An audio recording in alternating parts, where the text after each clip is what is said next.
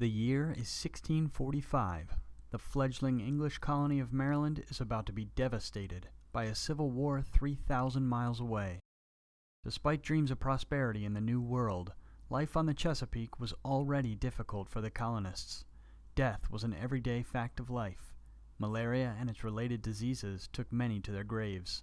A staggering 75% of children would experience the death of at least one parent before reaching adulthood. Many more would lose both. Aside from disease and extreme weather conditions, they also found themselves squarely situated between two major, warring native powers. To the south, the Powhatan Confederacy, who gained fame for Pocahontas' daring rescue of John Smith and her father's policy of peace, then gained infamy during the massacres of 1622 and 1641, where Powhatan warriors killed hundreds of Virginian colonists. For Marylanders, though, the Powhatan tribes they encountered were far enough away from the South Virginian capital to be ostensibly independent. They enjoyed amicable relations with the native tribes north of the Potomac River. To the far north, however, the infamously large and strong Susquehanna Confederacy had been rapidly expanding its southern border into the new colony of Maryland for over a decade. Repeated skirmishes with their warriors resulted in humiliating defeats for the colonists. The Powhatan looked to the English guns and fort technologies to prevent them from this growing threat. But as political and sectarian instability grew in the English colony, so too did its military power and cohesiveness weaken. And this was the stage as it was set in the late summer of 1645 in St. Mary's City, where two Susquehannock outcasts have come to trade beaver pelts with the colonists.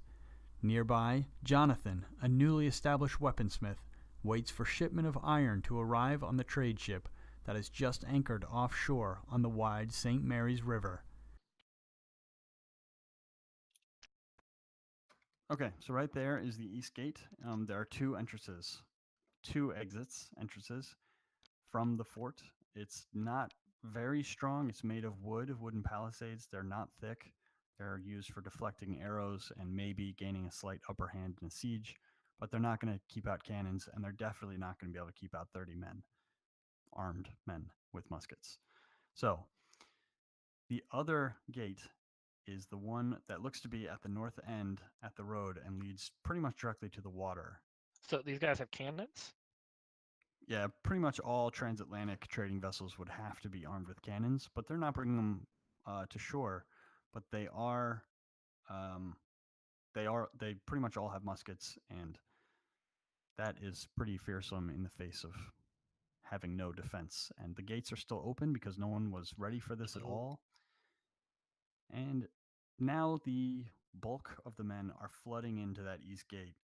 You are pretty much in the middle near that little orange house doing trade. What you are hoping to do is trade. And people are starting to panic and run.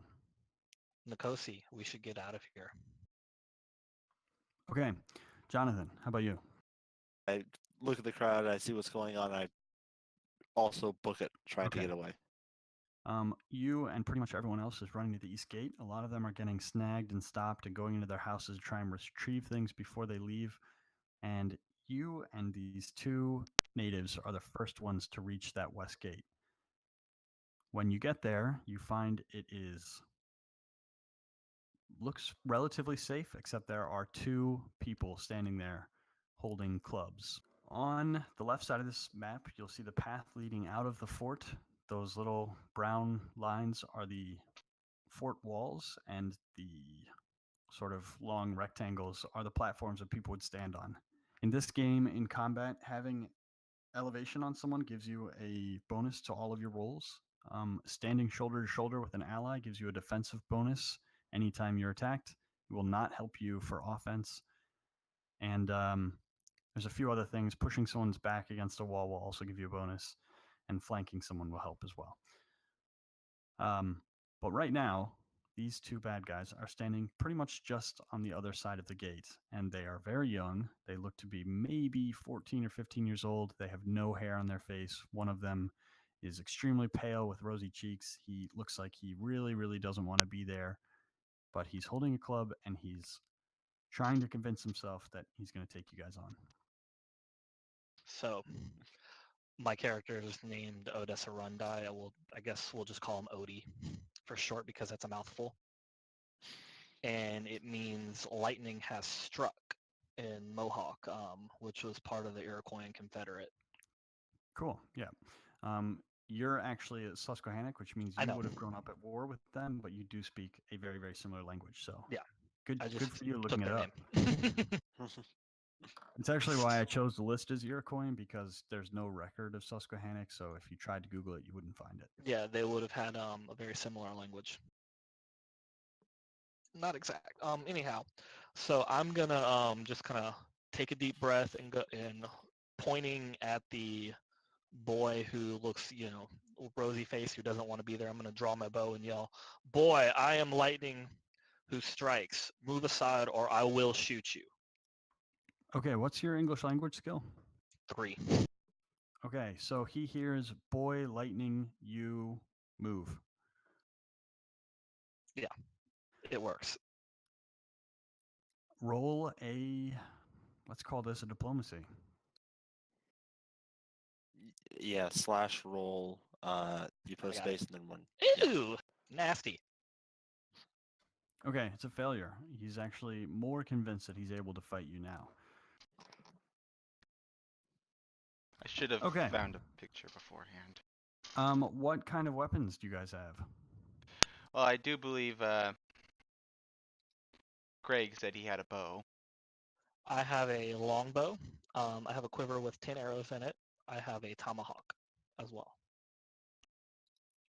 Cool. Jonathan, you have a poor sword. Good enough for me. Hey, we're really not looking for any kind of fight here. I don't think you really want to fight. We just want to go. Can we just go? Go ahead and roll. Oof. Okay, so one of them looks sort of a little bit like he's listening to you and he's ready to walk away. And as he takes a step back, his friend grabs his shirt, just says, "We're not afraid of you. They'll do worse to us if we don't stop you." So, combat starts. Go ahead, Nikosi. All right, this guy right here will receive an arrow to the face. And my archery is 2, so roll. Oh, wow, of course. Okay, so it misses, flies over his head pretty much. And then I'll move right here. Okay. Yep, you can, anytime you make a ranged attack, you can move one space afterwards in any direction. So they have moved up, they're still out of range, and just so you know, they are shoulder to shoulder, which means anything you do to them, they're going to get a +1 to their defense. Jonathan, you're up. So am I able to move forward and take a quick attack at this guy with the sword? Yes, you can. So I'll go ahead and do that then. Okay, that's a hit. Do you want to describe it? Yeah, so I go on forward. I imagine he takes a swing at me that I swiftly block with the sword before slashing towards his arms as a riposte. Cool. So he takes the hit in the arm. It does 2 damage. Everyone in this game has 4 HP. Unless they're wearing armor, then that can go up a little bit. So he now has 2 HP left. He's very bloodied, and he looks like he's regretting his aggression. Yay, Odie. my turn. All right, so I'm going to quickly dash 5 foot forward, and I'm going to pull my tomahawk from my belt as I swing at the guy. Okay, roll. Fucking Uh-oh. God! That's not good. Okay, so you come at him with the tomahawk, and despite your best efforts, he's able to just move out of the way at the last second, and then he counters you with a hard blow to the ribs with his club. You take 1 damage. The top guy here, I'm going to loose another arrow towards. Hopefully I won't hit my ally. Okay. Great. That is a hit. So, do you want to describe it? That's going to kill him. I'd like to imagine that I let loose the arrow and it just goes like right through his jugular. Cool. So he takes the arrow right in the neck. He goes down clutching at it while blood spurters, and he's making really terrible sounds because he can't use his voice anymore. It takes him a long time to die because he's actually going to suffocate before he bleeds to death, but he's out. Well, anyway, he's dead. There's one left, and he is going to attack Odie with his club. Odie, you're going to roll defense. Isn't he shoulder to shoulder? Do I get any bonuses? You do. You get a +1. This is going to be melee combat. I'm done. I die. I'm done. Oh wait, no. Do I get to add my melee weapons? Yes. Yeah. Okay. So add 4 more to that. Okay. So it's still a miss, but you are only taking 2 damage because it's a club. It only does 1 damage per hit. So he does hit you, and basically in the same spot. You're hurt, but definitely not enough to stop fighting. Jonathan, you're up. All right, so I'll just kind of step over the corpse here, and can I attack diagonally from here, behind him?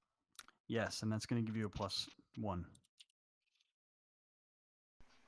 Cool. So that's another hit, and he's going to take 2 damage. All right, I just do a quick jab at his side. So I get a bonus for flanking too? Yeah. Cool. Tomahawk again. Cool. This time it is a direct hit. Do you want to describe it? I am mad that this fucker has hit me twice. So I'm going to bury my hatchet in his forehead. Awesome. So the whole skull basically just caves in, and unlike the other guy who goes down sputtering and kicks around on the ground, he's just done. Pieces of him are falling out, and he's on the ground. You guys have succeeded. What do you want to do? I let out a whooping war cry. I retrieve Cool. my arrows. I look around panically to see if there's anybody else around. Okay. Tebreth, were both of your arrows hits? No, only one of them. The killing one. So the other one is lost. Aw. But the one that hit, you can get back. Okay.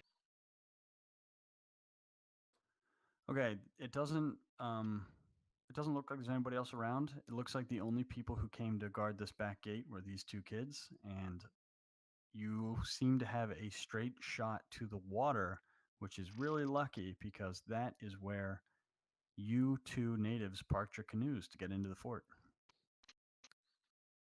You guys mind if I hitch a ride? Can you Got any paddle? money? I can paddle. Alright, you're on paddling duty. Nikosi, are you really going to trust the white man? He helped us fight. I think we can survive long enough.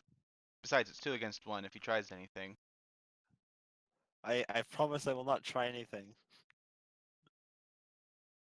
I kind of sling the blood off of my tomahawk, and I tell you, just kind of in my broken English, I got IU.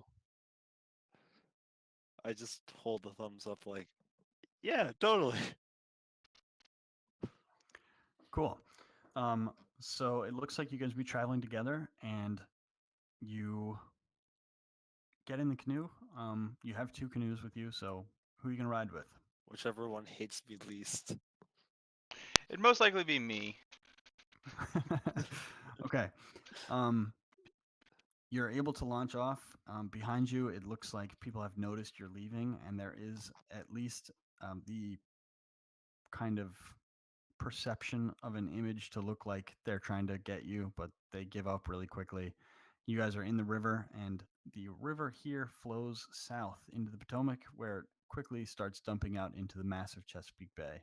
So that is almost like a sea itself. It's really big, and once you get in there, it's really unlikely that anyone's going to be able to get you. The other option is to go west up the Potomac River, but that is rowing upstream, and it's really hard, and you'd be going really slowly. You could also ditch your canoes and walk by land. Dishing the canoe's a bad idea. Yeah, we can move much faster in the canoes.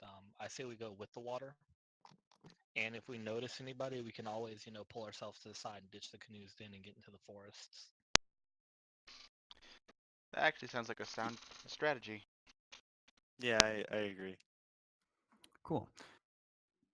Where do you have anywhere in particular that you want to go, or anything that you want to do before we set off?